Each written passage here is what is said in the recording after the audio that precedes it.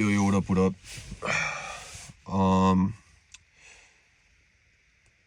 I wanted to make this video real quick to speak about something that I was just thinking about yesterday, and I didn't get a chance to make it into video format yesterday, so I wanted to make it today.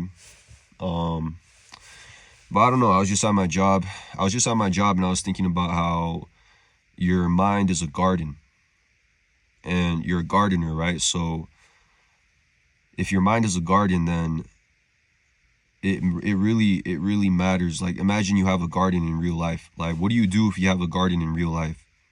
If you have a garden in real life, you're gonna water it, you're gonna take care of it, or maybe you're not. But I'm just saying that ideally what you would want to do is you'd want to take care of it so you can actually, you can actually grow something positive out of it. You can grow fruit and vegetables, and it doesn't come out rotten, and the soil doesn't get rotten.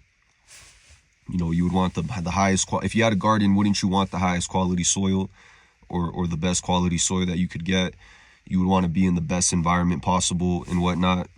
So your mind is very similar to that. Your mind is very much so like a garden, and it can get infected. It can get infected with beliefs, certain beliefs that limit growth, right? That limit growth, that limit expenditure. Because what you want is you want your mind to be able to expand.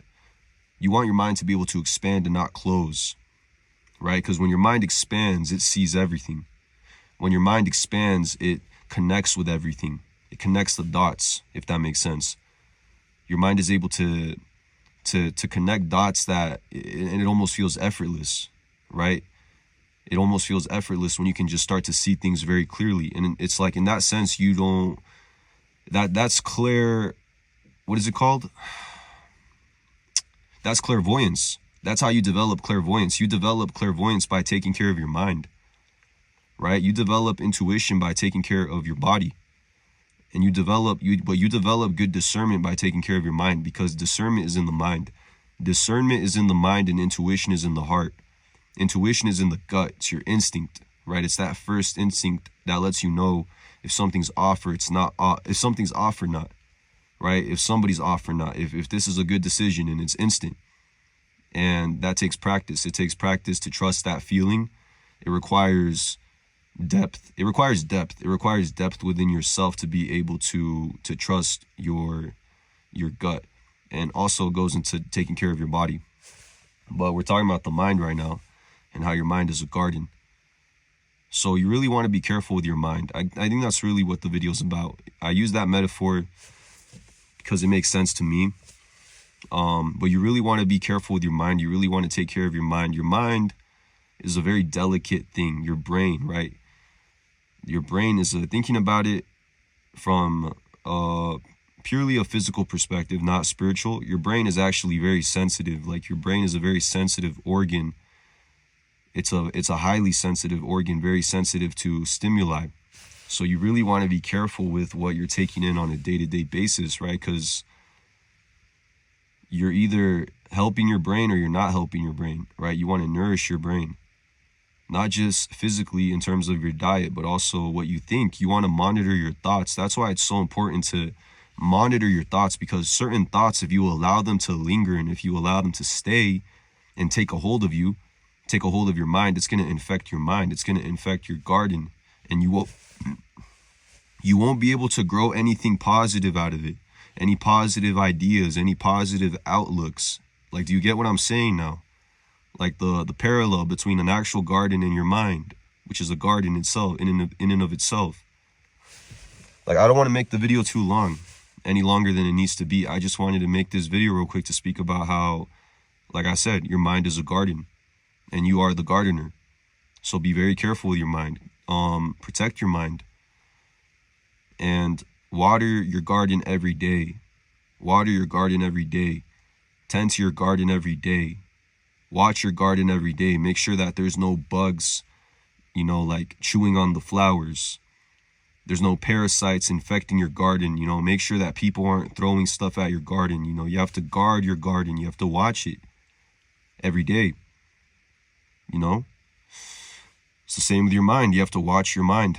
You have to observe your mind. You have to take time throughout the day to slow your mind down.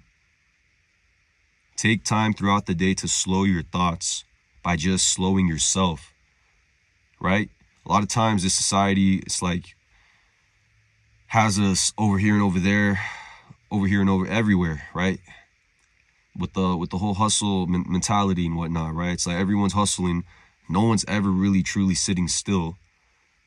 So their minds like all over the place, bro. You got people out here with just scattered minds. It's like they don't even fucking have any idea how to get a grip on their minds. Sometimes you just gotta like, not sometimes, every day, you have to take the time to sit with yourself and sit with your thoughts and calm your mind by just relaxing, right?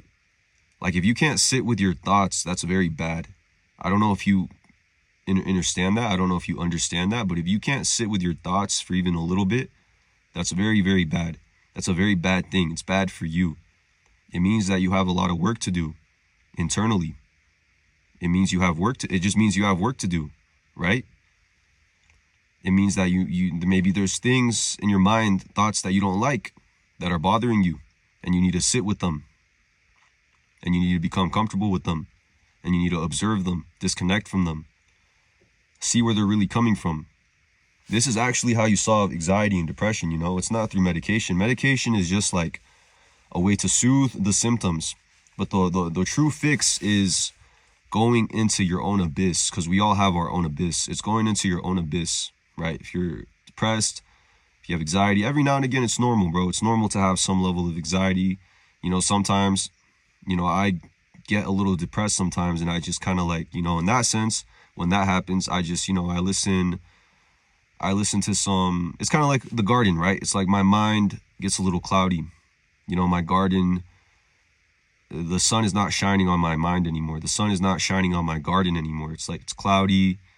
And in that sense, I just have to embrace it. You know, I'll listen to some melancholy music, you know, because sometimes you really just need to sit with that feeling. It's not like always, oh, now I need to pick myself back up. I need to go do something positive. No, sometimes it's all right to just sit with that feeling of depression and let it pass, because it will pass, instead of running away from it. Doesn't have to be the worst thing in the world. That's like part of being human, is you experience, like I'm going on tangents here, but part of being human is you experience all these different emotions and things, bro. And you let yourself experience these things. But yeah, anyways, I didn't want to make the video too long. So I'm gonna end it here, but point blank, your mind is a garden. You are the gardener. Meditate on that, sit on that, and take care of your mind. Take care of your mind. Take care of your mind so that it can grow fruits, right? So it can grow fruits, so you can grow abundance. As above, so below. You have to think about that, right? As above, so below. Whatever is up top will affect what's down below, right? As above, so below, as in heaven, so on earth. So yeah, anyways, I'm gonna finish the video on that, and yeah, bye.